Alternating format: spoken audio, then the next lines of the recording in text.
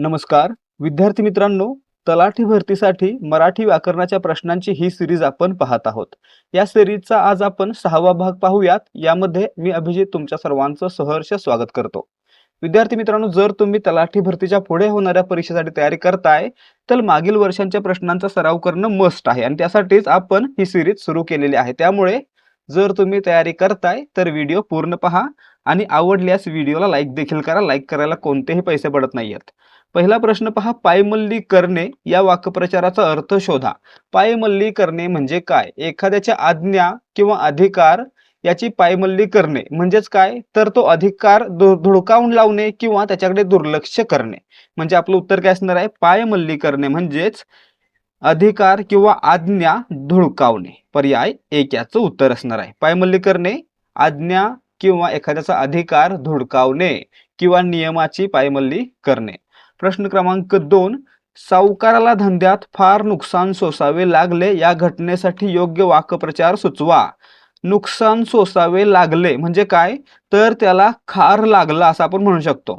खार लागणे म्हणजे काय? तर आर्थिक नुकसान होणे, मोठा भुर्दंड पडणे असा याचा अर्थ होतो. म्हणून या ठिकाणी धंद्यात नुकसान सोसावे लागणे म्हणजेच काय? खार लागणे असं आपण म्हणू शकतो. म्हणून पर्याय 2 याचं उत्तर आहे. गंडांतर येणे म्हणजे खूप मोठं संकट येणे. खापर फोडणे दोष देणे आणि गत्यंतर नसणे पर्याय नसणे. पुढे प्रश्न क्रमांक 3, लीळाचरित्र या ग्रंथाचे कर्ता कोण आहेत? आता या ठिकाणी पहा, यावरची आपल्याला 4 महत्त्वाचे प्रश्न पाहायचे आहेत. सर्वात पहिले, लीळाचरित्र हा ग्रंथ कोणी लिहिला? महिम भट यांनी लिहिला. म्हणजे कर्ता कोण? महिम भट. पर्याय 3 याचं उत्तर आहे. आता दुसरा प्रश्न कोणता येतो याच्यावर? लीळाचरित्र हा कोणत्या संप्रदायाचा आद्य ग्रंथ मानला जातो? तर हा महानुभाव संप्रदायाचा आद्य ग्रंथ मानला जातो. आणि मित्रांनो, तिसरा प्रश्न आहे, लीळाचरित्र या ग्रंथामध्ये कोणाचं चरित्र वर्णन केलेलं आहे? तर या ग्रंथामध्ये महानुभाव संप्रदायाचे संस्थापक श्री चक्रधर स्वामी यांचं चरित्र वर्णित केलेलं आहे. हे झाले 3 प्रश्न. चौथा प्रश्न, या ठिकाणी लीळाचरित्रमध्ये कोणाचा संवाद आहे? तर यामध्ये महिम भट आणि केशीराज बास यांचा संवाद आहे. हे झाले 4 प्रश्न. आणि महिम भट हे चक्रधर स्वामींचे शिष्य होते. त्यांनी त्याचं चरित्र लिहिलं. चरित्राचं नाव काय? लीळाचरित्र. ठीक आहे, इथपर्यंत माहिती लक्षात ठेवायचे महत्त्वाचे प्रश्न आहेत. प्रश्न क्रमांक 4, चांगल्या कामाचे फळ मिळते, प्रयोग ओळखा. या ठिकाणी पहा, चांगल्या कामाचे फळ मिळते. या ठिकाणी मिळणारे काय आहे?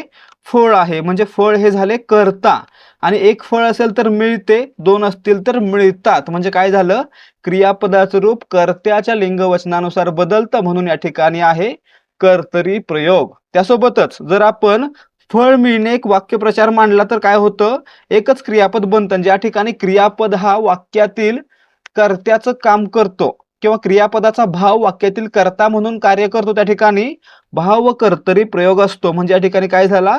कर्तरी प्रयोग झाला. त्यासोबतच त्याचा एक प्रकार आहे भाव कर्तरी, हा प्रयोग या ठिकाणी झालेला आहे. म्हणून पर्याय 1 याचं उत्तर असणार आहे. परंतु मोस्टली याचं उत्तर काय असणं अपेक्षित आहे? तर अकर्मक कर्तरी. कारण या ठिकाणी फळ हे काय आहे? वाक्यातील कर्ता आहे आणि क्रियापदाचं रूप कर्त्याच्या लिंगवचनानुसार बदलतंय. म्हणून कर्तरी प्रयोग आणि कर्म नाही म्हणून अकर्मक कर्तरी प्रयोग. ठीक आहे. प्रश्न क्रमांक 5, द्यावयाचे अगदी थोडे आणि त्या बदल्यात भरपूर काम करून घेणे या अर्थाची म्हण सुचवा. मित्रांनो, या ठिकाणी पहा, पै दक्षिणा लक्ष प्रदक्षिणा म्हणजेच कमी दक्षिणा देऊन पुजाऱ्याला 1 लाख प्रदक्षिणा घालायला लावणं. म्हणजेच काय? तर कमी मोबदल्यामध्ये जास्त काम करून घेणं. म्हणून पर्याय 1 यासाठी योग्य आहे. घरोघरी मातीच्या चुली, सगळीकडे सारखीच परिस्थिती किंवा अनुभव येणे. पुढे, ज्याची खावी पोळी त्याची वाजवावी टाळी. म्हणजे ज्याचे आपण मीठ खातो किंवा ज्याचे आपल्यावर उपकार आहेत त्याचे गुणगान आपण गावे किंवा त्याच्याशी प्रामाणिक राहावे. साखरेचे खाणार त्याला देव देणार. मित्रांनो, जो चांगले विचार करतो त्याच्यासोबत चांगलंच होतं, यासाठी ही म्हण वापरली जाते. प्रश्न क्रमांक 6, गोंधळ धिंगाणा या शब्दांचा समानार्थी शब्द सुचवा. गोंधळ धिंगाणासाठी समानार्थी शब्द आहे धुडगूस. पर्याय 3. ठीक आहे. धास्ती म्हणजे काय? भीती. धुमसणे म्हणजे काय? आतल्या आत सलत राहणे. उदाहरणार्थ काय? विस्तव धुमसत राहतो म्हणजे आतल्या आत तो पेटत असतो. अशा प्रकारे जर आपल्या मनामध्ये काय असेल तर आपण काय म्हणतो, तो आतल्या धुमसत आहे, म्हणजे आतल्या त्याचा राग वाढत आहे असं. ठीक आहे. प्रश्न क्रमांक 7, स्वच्छ शुद्ध यासाठी नेमका शब्द सुचवा. या ठिकाणी पहा, स्वच्छ शुद्ध साठी समानार्थी शब्द आहे नितळ. नितळ म्हणजे स्वच्छ आणि शुद्ध, म्हणून पर्याय 4 याचं उत्तर आहे. निष्पाप, ज्यानं कोणतंही पाप केलं नाही असा. निपुण म्हणजे एखाद्या गोष्टीमध्ये पारंगत किंवा पटाईत. आणि निकोप म्हणजे कोणताही दोष नसलेला. प्रश्न क्रमांक 8, अचूक वाक्यरचना निवडा. मी पित्याच्या आयुष्यात माझी फिकीर केली नाही असं नसतं मित्रांनो. काय पाहिजे, मी माझ्या आयुष्यात पित्याची फिकीर केली नाही असं वाक्य योग्य होऊ शकतं, परंतु त्या ठिकाणी माझ्या, किंवा असं म्हणू शकतो, माझ्या पित्यानं आयुष्यात माझी फिकीर केली नाही असं देखील आपण या ठिकाणी योग्य वाक्य म्हणू शकतो. म्हणजे या ठिकाणी दिलेली वाक्यरचना चुकीची आहे. पर्याय 1 मध्ये चुकीचं वाक्यरचना दिलेली आहे. पुढे, मला झालेल्या वेदनांविषयी अनेक काळांपासून बोलायचे आहे. काळांपासून नाही, फक्त काळापासून अनुस्वार याच्यावर येत नसतो, म्हणून या ठिकाणी दुसरं वाक्य देखील चुकीचं दिलेलं आहे. पुढे, म्हणूनच या शक्तींना दुष्ट स्पर्श करू नका. काय पाहिजे वाक्य, म्हणूनच या दृष्ट शक्तींना स्पर्श करू नका. पण काय दिलंय, शक्तींना दृष्ट असं मागं पुढे केलंय, म्हणजे हे देखील वाक्य चुकीचं आहे. परंतु पर्याय 3 पहा, आकाशातील तारे मला खूप भावतात. हे वाक्य योग्य क्रमानं आहे आणि योग्य रचना असलेला आहे, म्हणून पर्याय 3 याचं योग्य उत्तर असणार आहे. प्रश्न क्रमांक 9, 8 दिवसात त्याचा नूर पालटला वाक्यातील प्रयोग ओळखा. आता नूर पालटला, पालटणारा कोण, नूर. नूर म्हणजे वाक्यातील कर्ता. आणि मित्रांनो, जर वाक्यातील क्रियापद कर्त्याच्या लिंगवचनानुसार बदलत असेल तर त्या ठिकाणी काय असतो, कर्तरी प्रयोग. नूर पालटला जर अनेक असतील तर नूर पालटले म्हणजे काय होतं, क्रियापदाचं रूप कर्त्यानुसार बदलतं, म्हणून या ठिकाणी कर्तरी प्रयोग आहे, म्हणून पर्याय 2 याचं उत्तर असणार आहे. आन्सर की मध्ये कर्मणी दिलेलं होतं, परंतु हे खूप ठिकाणी चुकीच दिलेलं आहे. 2023च्या भरतीमध्ये अशा खूप प्रश्न चुकलेले होते. प्रश्न क्रमांक 10, अचूक वाक्य रचना निवडा. या ठिकाणी पहा, पुन्हा काय करायचं आहे, शुद्ध शब्द मागे पुढे झालेत का ते चेक करायचं आहे. पुढे, सदाशिवच्या उपचारावर व्याधी करण्यासाठी व्याधीवर उपचार केले जातात, उपचारावर व्याधी केली जात नाही, म्हणजे पहिलं वाक्य चुकीचं. नेहाची कल्पक आजी खूपच गोष्टी सांगायची. मित्रांनो, असं नाहीये, नेहाची आजी खूपच कल्पक गोष्टी सांगायची असं वाक्य पाहिजे. म्हणजे काय, कल्पक काय असतात, गोष्टी असतात, म्हणून या ठिकाणी हे वाक्य देखील चुकीचं दिलेलं आहे. परत पुढे, प्रथमेशने अडगळीत पडलेले घरातले खेळणे घेतले. वाक्य कसं पाहिजे, प्रथमेशने घरातले अडगळीत पडलेले खेळणे घेतले असं वाक्य पाहिजे, म्हणजे हे देखील चुकीचं दिलं. मग बरोबर काय आहे, हिरा आपले घर सोडून रुपालीकडे आली. हे वाक्य पूर्णपणे बरोबर दिलेलं आहे, म्हणून पर्याय 3 याचं उत्तर आहे. प्रश्न क्रमांक 11, पुढीलपैकी बहुव्रीही समासाचे उदाहरण शोधा. आता मित्रांनो, हा प्रश्न देखील 2023च्या तलाठी भरती पेपर मधील आहे आणि या ठिकाणी देखील चूक आहे. पहा, त्रिनेत्र, 3 आहेत नेत्र ज्याला असा तो महादेव, म्हणजे काय झालं, हा झाला बहुव्रीही समास. तसेच लक्ष्मीकांत, लक्ष्मी आहे कांत ज्याचे असा तो विष्णू, म्हणजे या ठिकाणी हे दोन्ही शब्द बहुव्रीही समासाचे आहेत. परंतु या ठिकाणी काय दिलं, फक्त पर्याय 3 बरोबर दिला, पर्याय 1 चुकीच दिला, कारण या ठिकाणी त्यांना त्रिनेत्र कसा वाटतोय, द्विगु समासातील वाटतोय, परंतु तसा नाहीये, हा अपवाद आहे. त्रिनेत्र बहुव्रीही समासाचं उदाहरण आहे, म्हणून या ठिकाणी उत्तर काय पाहिजे, 1 आणि 3. ठीक आहे. राम आणि श्याम, राम श्याम काय झाला, तर इतरेतर द्वंद्व आणि यथाशक्ती अव्ययभाव समास. ठीक आहे. अशा प्रकारे पर्याय 1 आणि 3 काय आहेत, बहुव्रीही समासाची उदाहरणं आहेत. त्रिनेत्र, चौकोन, त्रिकोण यामध्ये कन्फ्युजन व्हायचं नाहीये. त्रिनेत्र, चौकोन, त्रिकोण हे काय आहेत, द्विगु समासाचे अपवाद आहेत जे बहुव्रीही समासामध्ये येतात. द्विगु समासाचं उदाहरण काय असतं, तर ज्या सामासिक शब्दामध्ये पहिला शब्द संख्या विशेषण आणि पूर्ण शब्द समूहवाचक असतो त्या ठिकाणी द्विगु समास असतो. आणि या ठिकाणी काय झालं, त्रिमध्ये पहिलं शब्द काय आलं, संख्या विशेषण आलं, म्हणून या ठिकाणी आपण याला काय म्हणू शकतो, द्विगु म्हणू शकतो. परंतु हे योग्य होत नाही, कारण या ठिकाणी काय पाहिजे, त्रिनेत्र म्हणजे 3 आहेत नेत्र ज्याला असा तो महादेव, असं या ठिकाणी याचं उत्तर किंवा याचा विग्रह पाहिजे, म्हणून या ठिकाणी बहुव्रीही समास असणार आहे. प्रश्न क्रमांक 12, उपाययोजना म्हणजे काय, उपाययोजना म्हणजे काय, शक्कल लढवणे, उपाययोजना करणे, शक्कल लढवणे, म्हणजे पर्याय 3 याचं उत्तर आहे. प्रश्न क्रमांक 13, निबंधमालेतील 3 निबंध हे कोणाचे आहेत. या ठिकाणी पहा, निबंधमालेतील 3 निबंध हे साहित्य विष्णू शास्त्री चिपळूणकर यांचं आहे, म्हणून पर्याय 3 याचं उत्तर असणार आहे. प्रश्न क्रमांक 14, फरडा या शब्दाचा विरुद्धार्थी शब्द कोणता आहे. सुरुवातीला पहा, फरडा म्हणजे काय, फरडा म्हणजे अतिशय हुशार, तल्लख किंवा बोलण्यामध्ये पटाईत किंवा निष्णात असलेला, म्हणजे निष्णात तल्लख हे काय झाले, फरडाचे समानार्थी शब्द. त्याला विरुद्धार्थी काय असणार आहे मग, मूर्ख. ठीक आहे, म्हणजे आपलं उत्तर काय असणार आहे, पर्याय 2. निष्णात तल्लख हुशार याला विरुद्धार्थी शब्द मूर्ख असू शकतो, म्हणून पर्याय 2 याचं उत्तर आहे. प्रश्न क्रमांक 15, गाफील या शब्दाचा विरुद्धार्थी शब्द सुचवा. गाफील म्हणजे बेफिकीर, अर्थात काय, बेसावध, बेफिकीर किंवा निष्काळजी. त्याला विरुद्धार्थी काय असणार आहे मग, सावध असलेला, म्हणून पर्याय सी याचं उत्तर आहे, पर्याय 3 याचं उत्तर आहे. ठीक आहे. प्रश्न क्रमांक 16, अखेर सीमाने अभ्यासाचे वेळापत्रक अंमलात आणले.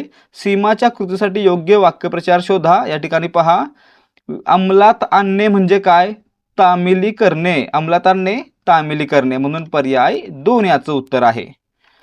प्रश्न क्रमांक 17, समास शोधा तोंडपाठ. विग्रह कसा होतो, तोंडाने पाठ. काय झालं तर दुसरं पद पाठ हे महत्वाचं आहे आणि तोंड या शब्दाला ने हा प्रत्यय लागलाय, म्हणजे काय झालं, तृतीया तत्पुरुष समास झाला, म्हणून याचं उत्तर असणार आहे पर्याय 2.